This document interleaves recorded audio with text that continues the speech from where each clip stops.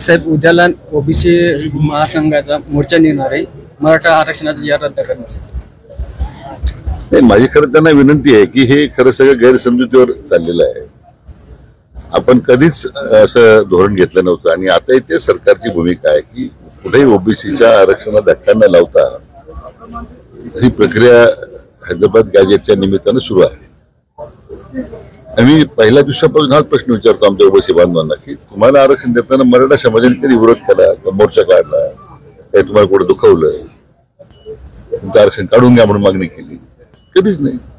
आणि हे मोकळ्या मनानं 94 साली जो निर्णय झाला खरं मग त्यावेळी खरं म्हणजे माननीय पवारसाहेब मुख्यमंत्री होते, त्यांनी हे जे पाप करून ठेवलंय की त्यावेळी 94चा निर्णय करताना जर मराठा समाजाच्या सामर्थ्य याच्यात केला असता हा प्रश्न नसता राहिला।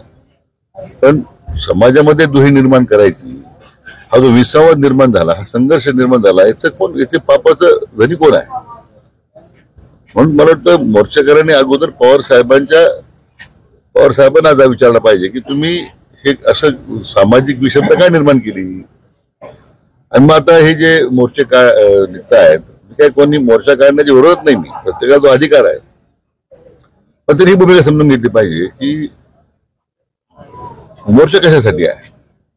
तुमचं आरक्षण अमरावतीत आहे, आपलं ओबीसीचं आरक्षण कमी करून त्यांना त्यांची संधी त्यांची जाणार आहे असं काही नाही आहे। मला वाटतं काही मंडळींचं पॉलिटिकल स्कोरिंग सुरू आहे। आम्ही ओबीसी समाज बांधवाच्या पाठीबरोबर भक्कमपणे उभे आहोत, कुठेही त्यांच्या आरक्षणाला मी धक्का लावत नाही। ही शासनाची कालची भूमिका आजही उद्या तीच जाणार आहे।